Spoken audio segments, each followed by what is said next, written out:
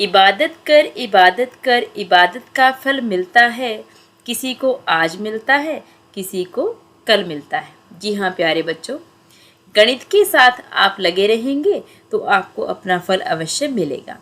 मैं हूँ मंजू शर्मा, आप सबकी गणित सारथी आपके साथ। और आज हम करने वाले हैं कक्षा 9वीं का चैप्टर सांख्यिकी यानी कि स्टैटिस्टिक्स। इसमें आज हम क्या पढ़ेंगे? देखिए, छोटी कक्षाओं में आपने एक शब्द सुना होगा डेटा, यानी कि सूचनाओं का, आंकड़ों का संग्रह, जिसमें आपको कोई न कोई इन्फॉर्मेशन दी जाती है। इसी इन्फॉर्मेशन को आप कई तरीके से गणित में दिखा सकते हैं। आज हम इसका क्या सीखने वाले हैं? आलेख, आलेख यानी कि ग्राफ, चित्र के रूप में। जैसे ये आपको बना हुआ दिखाई दे रहा है आयत चित्र, और ये आपको बना हुआ दिखाई दे रहा है दंड आलेख। 9वीं कक्षा में इसके 3 रूप आप पढ़ेंगे, बार ग्राफ, हिस्टोग्राम और फ्रीक्वेंसी पॉलीगन। आज हम इसमें से 2 रूपों को सीखने वाले हैं, दंड आलेख और आयत चित्र। तो चलिए बच्चों, बिना देरी किए शुरू करते हैं। देखिए, बच्चा भी सोच रहा है भाई बार ग्राफ और हिस्टोग्राम दिखाई तो दोनों ऐसे ही देख रहे हैं कि दोनों में ऐसे आयत बनी हुई है, तो इनमें क्या डिफरेंस है, कैसे इनको बनाया जाए, क्या इसका तरीका है। चलिए घबराइए नहीं, बस साथ साथ रहिए, पेन कॉपी साथ रखिए, क्योंकि बच्चों गणित की कक्षा है। और बेटा, ये इस तरह के चित्र आपने इलेक्शन के टाइम में अखबारों में ज़रूर देखे होंगे कि किस राजनीतिक पार्टी की जैसे कितनी सीटें आ रही हैं। वाई अक्ष के साथ शो की गई हैं इसकी सीट, और एक्स अक्ष के साथ दिखाए गए हैं राजनीतिक पार्टियों के नाम। इस तरह से जब ग्राफ में, कार्तीय तल में, और इनको बोलते हैं, ये जो आयत बनी हुई आपको दिखाई दे रही है बार्स, बार ग्राफ, बार को ही दंड बोलते हैं यानी कि दंड आलेख। तो कैसे बनाया जाए, इसके लिए एक उदाहरण ले लेते हैं। 9वीं कक्षा के 40 विद्यार्थियों में से उनके जन्म का महीना बताने के लिए आलेख बनाया गया है और आपको प्रश्नों के आंसर करने हैं। तो पहले हम ग्राफ को पढ़ना सीख रहे हैं और फिर इसको बनाना भी सीख लेंगे। ये जन्म के महीने दिए गए हैं और ये दी गई है आपको विद्यार्थियों की संख्या। यहाँ से क्या प्रश्न आपसे पूछा गया है, ऊपर दिए गए आलेख को देखकर बताइए कि नवंबर के महीने में कितने विद्यार्थियों का जन्म हुआ। ये हम चलते हैं नवंबर, ये रहा नवंबर, और नवंबर में ये इसकी जो आयत बनी हुई है, इसकी हाइट आप देख लीजिए बेटा कितनी है। ये इसकी हाइट यहाँ तक है, इसकी सीध में आप लगभग यहाँ तक चलेंगे 4 की सीध में। तो नवंबर के महीने में कितने विद्यार्थियों का जन्म हुआ है? 4 का।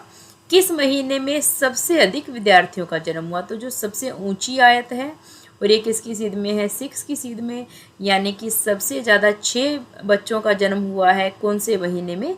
अगस्त में।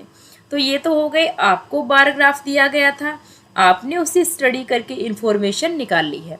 अब हम उल्टा सीखेंगे, हमें अगर इन्फॉर्मेशन दी जाए तो उसका बार ग्राफ हम कैसे बना सकते हैं।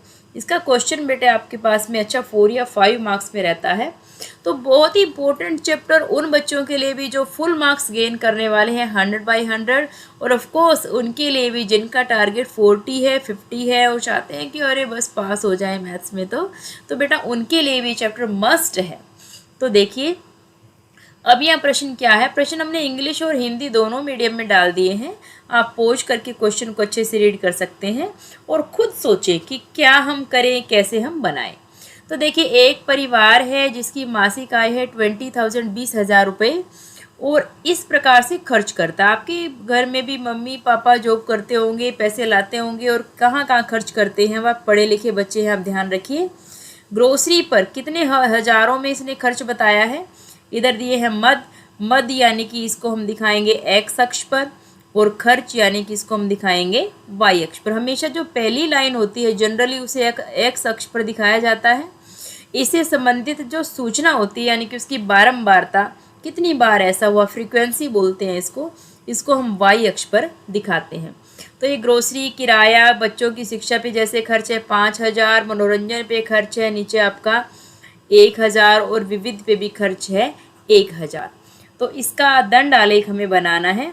तो जैसा कि मैंने कहा कि कार्तीय तल आप बनाएंगे तो आप यहाँ पे क्या बनाएंगे, ये बनाएंगे हम एक्स अक्ष और वाई अक्ष। इधर हम क्या लेंगे, मद यानी कि आइटम्स, जैसे कि ग्रोसरी। ये एक बात का ध्यान रखें, ये जो कट हम लगाएंगे बेटा बराबर दूरी पे आप लगाएंगे, एक्स अक्ष पे भी और वाई अक्ष पे भी। कट हमेशा समान दूरी पर हो। हाँ, माप आप छोटे बड़े कर सकते हैं, जैसे एक साइड आपको 10-20 की रेशियो लेनी है, दूसरी साइड आप 100-200 भी ले सकते हैं, किंक भी ले सकते हैं। ये सब जैसे जैसे क्वेश्चन में आवश्यकता होगी हम बताते रहेंगे आपको।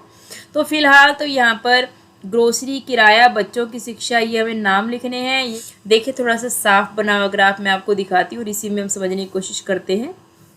ये 1 2 3 4 5 6 7 तक यहाँ इसने इस तरफ ले ली है फ्रीक्वेंसी और यहाँ इसने ले लिए हैं आइटम्स। हिंदी में भी बेटा आप इसको देख सकते हैं। अब ग्रोसरी कहाँ तक जारी, ग्रोसरी पर खर्च क्या था, अब आप समझ ही गए होंगे। 4 की सी तक इसको आयत को रोक दिया। मान लो ये ग्रोसरी पे आपने यहाँ कट किया, आधी आयत इससे इस तरफ लेते हैं, आधी इस तरफ लेते हैं और स्केल से यानी कि फुटे से इसको सीधी ड्रॉ करके एक बिल्कुल आयत की भांति इसमें आप कलर की शेडिंग कर सकते हो। ये ग्रोसरी है, आप इसके ऊपर लिख भी सकते हो। इसका खर्च है 4,000 रुपये। मकान का किराया 5,000, ये 5 की ऊंचाई तक। देखिए ये गैप भी समान है, इनमें ये गैप समान होना चाहिए। दंड आलेख के लिए बहुत ही जरूरी बात, इसके जो दंड होंगे, इसके जो बार्स होंगे, उनके बीच में खाली जगह यानी कि गैप आपको मिलेगा। लेकिन अब आगे आप आयत चित्र सीखेंगे, देखने में तो आपको इसी तरह का लगेगा कि ऐसे ही लंबी लंबी आयतें खड़ी हुई हैं, लेकिन बेटा उनके बीच हमें गैप नहीं मिलता है। ये विविध कहाँ तक था, 1 ऊंचाई तक, ये भी 1 ऊंचाई तक, और ये हो गया आपका 2 ऊंचाई तक, 2 ऊंचाई तक सेम आपको दिख भी रही है। ये हो गया 5 और 5। तो इसको आप खुद बनाएं, वीडियो को पॉज करें और चेक करें कि आप सही बना पा रहे हैं। अगर आपके कोई भी डाउट्स हैं तो आप कमेंट सेक्शन में डालिए, I will answer them definitely. ठीक है, तो देखो अब वही मैं जो आपको बात करी थी, देखिए हिस्टोग्राम की जो आयतें हैं वो आपस में मिली हुई हैं। मिली क्यों हुई हैं? क्योंकि हिस्टोग्राम काम करता है कॉन्टिन्यूअस यानी कि सतत वर्ग अंतरालों के लिए, सतत इंटरवल्स के लिए, लगातार, जिनमें कोई भी गैप नहीं होता, इसलिए इनके अंदर भी कोई भी गैप आपका नहीं दिखाया जाता। अब इन्हें हम कैसे बनाएं, कैसे बनाना है, देखिए इसका भी एक एग्जाम्पल हम ले लेते हैं, उसके बिना समझ आना मुश्किल है। अब ये हमने एग्जाम्पल लिया है 9th कक्षा में, कॉन्टिन्यूअस ही देंगे इंटरवल अगर आपको हिस्टोग्राम बनाना होगा तो। फिर से मैंने इंग्लिश और हिंदी मीडियम दोनों में आपके लिए बेटा डाल दिया है। एक अध्यापिका 2 सेक्शनों के विद्यार्थियों के प्रदर्शनों का विश्लेषण 100 अंक की गणित परीक्षा लेकर करना चाहती है। उनके प्रदर्शनों को देखने पर वह पाती है कि केवल कुछ ही विद्यार्थी 20 से कम है और कुछ 70 से ज़्यादा है। इसने उसने विद्यार्थियों को वर्गों में बांट दिया, जैसे कक्षा में ग्रुप बना देते हैं इंटेलिजेंसी के अकॉर्डिंग। आपके टीचर ने भी आई एम श्योर बनाए होंगे, मैंने भी अपनी क्लास में बना रखे हैं। ये बच्चों की हेल्प के लिए बनाए जाते हैं। तो 0 से 20 पहला वर्ग हो गया, 20 से 30, 30 से 40, 0 से 20 में उसके पास हैं 7 विद्यार्थी। अब मैं प्रश्न पूछूंगी, आप आंसर सोचें और मैच करें। 40 से 50 के अंक में कितने हैं? जी हाँ, 20 विद्यार्थी। 15 विद्यार्थी किस वर्ग में हैं? 60 से 70 में। देखिए भले ही बेटा आप ऑनलाइन पढ़ रहे हैं, बट आपको फील नहीं होना चाहिए, आपको असली क्लास की फील लेनी है, क्योंकि मैं भी बिल्कुल असली क्लास की फील लेकर के ही आपको पढ़ा रही हूँ।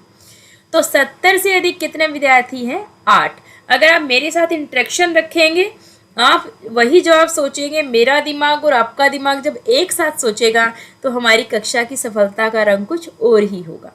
तो हिस्टोग्राम इसे कैसे बनाना है, देखिए ये जो वर्ग अंतराल आए थे, इनकी चौड़ाई अगर आप देखो, वर्ग अंतराल की चौड़ाई कैसे निकालते हैं, ये इसकी निम्न सीमा यानी कि लोअर लिमिट है और ये इसकी अपर लिमिट है।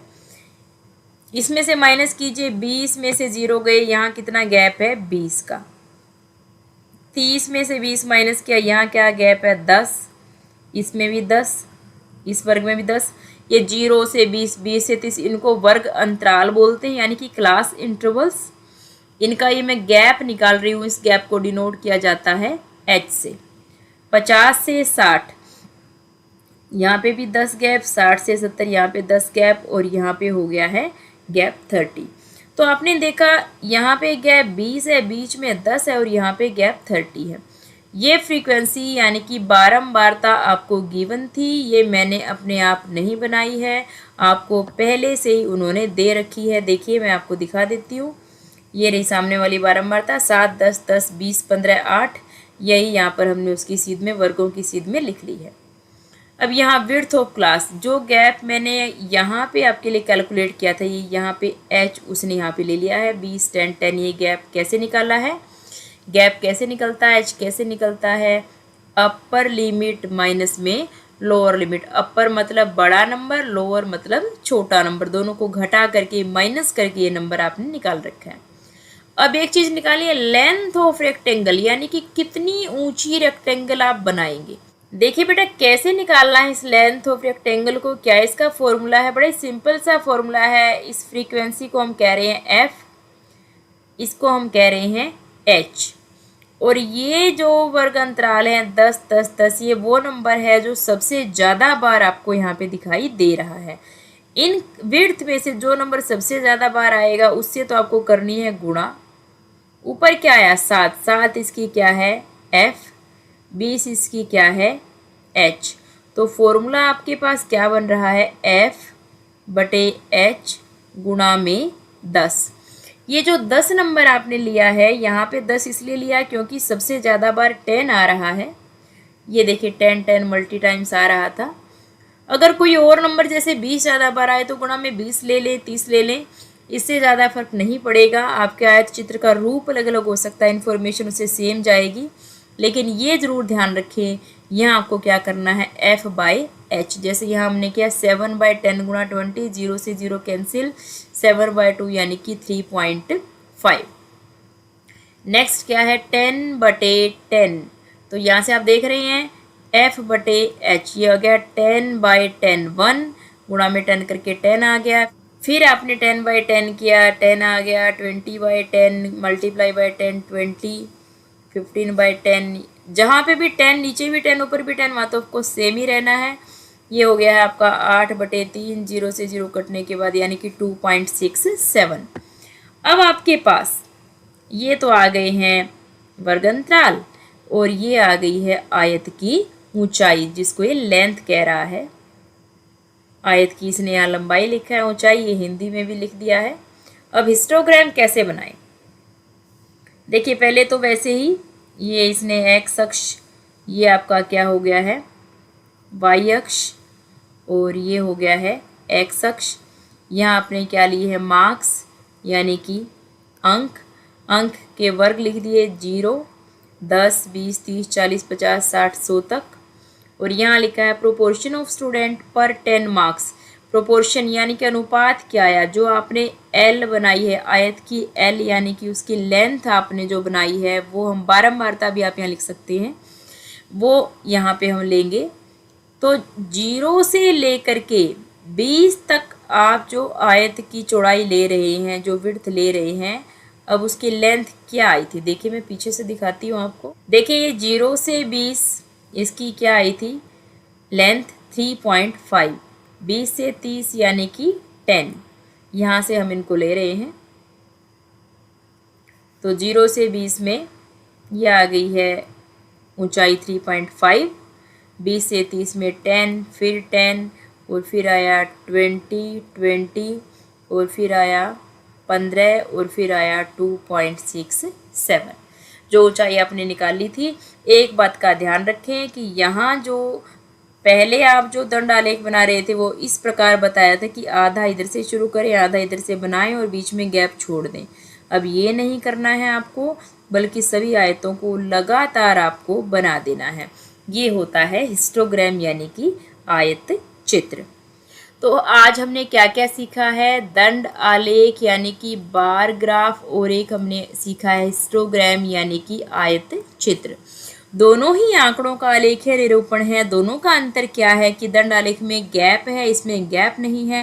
हिस्टोग्राम में जो आयतों की जो लंबाई है, ऊंचाई है, अगर उनके वर्ग अंतराल अलग अलग हैं तो हमें खुद से निकालनी होती है। निकालने का क्या मेथड है मैंने आपके साथ डिस्कस किया। कोई भी डाउट हो आप कमेंट सेक्शन में अपना मुझसे पूछ सकते हैं। Thank you. मिलते हैं नेक्स्ट वीडियो में, जिसमें हम सीखेंगे फ्रीक्वेंसी पॉलीगन।